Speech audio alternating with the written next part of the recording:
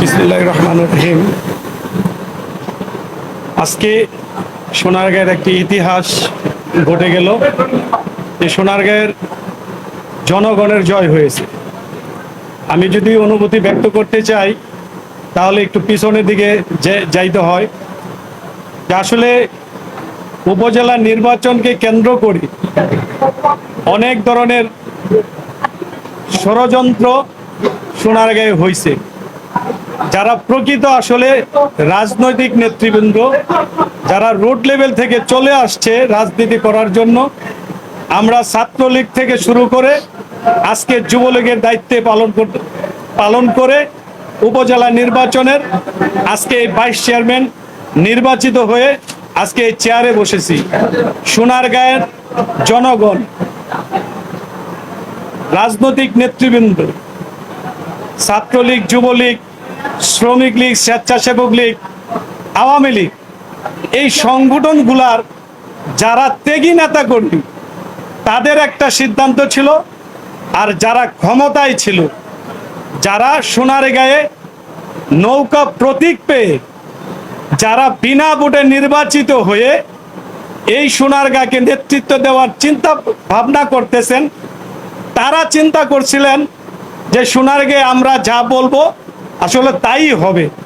কিন্তু জনগণ যে সকল ক্ষমতার উৎস, জনগণ যে তাদের যেই উদ্দেশ্য ছিল ওটাকে উপেক্ষা করে সারা সোনারগাঁয়ে যারা সাংগঠনিক লোক, যারা ত্যাগী নেতাকর্মী, তাদেরকে নিয়ে নীরবভাবে একটা প্রতিবাদ করে সোনারগাঁয়ে আপামর জনসাধারণ আমাদের এই সোনারগাঁ উপজেলা পরিষদকে ম্যান্ডেট দিয়ে, ভোট দিয়ে আমাদেরকে এখানে বসিয়েছেন।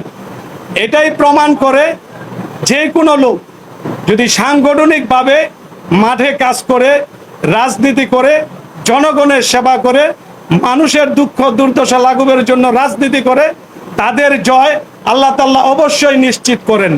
তারই ধারাবাহিকতায় আজকে এই সোনারগাঁ পরিষদে আমি মনে করি আমার রাজনৈতিক গুরু মাহফুজুর রহমান কালাম এটার প্রমাণ ঘটিয়েছেন সোনারগাঁয়ে। যে সোনারগাঁয়ে মাহফুজুর রহমান কালাম যে নেতৃত্ব দিয়ে আসছেন, ওনার যেই তীক্ষ্ণ রাজনৈতিক দূরদর্শিতা, তারই দূরদর্শিতায় ফলশ্রুতিতে তার পাশে থেকে আজকে আমি মাসুম চৌধুরী সোনারগাঁয়ে অনেক হামলা মামলার শিকার হয়ে অনেক চড়াই উতরার পার করে আজকে আমি ভাইস চেয়ারম্যান নির্বাচিত হয়েছি।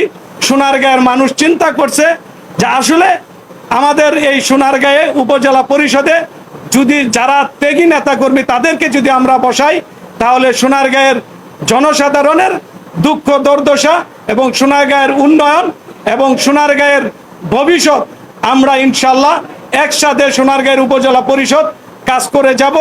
সোনারগাঁকে যে আমাদের নেতা এই আব্দুল্লাহ আল কায়সার আস্তার সাহেব যে বলেছেন যে স্মার্ট নগরী হিসাবে গড়ে তুলবেন, উনি যদি আমাদেরকে নিয়ে সমন্বয় করে কাজ করেন, আমি আশা রাখি ইনশাল্লাহ সোনারগাঁকে স্মার্ট নগরী হিসাবে গড়ে তুলব।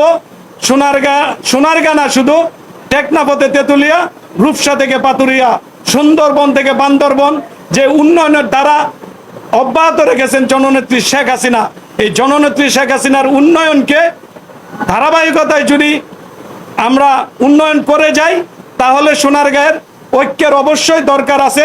আমরা যদি সবাই ঐক্যবদ্ধভাবে সোনারগাঁকে আমরা ডিজিটাল থেকে স্মার্টে পরিণত করতে পারবো ইনশাল্লাহ আশা রাখি।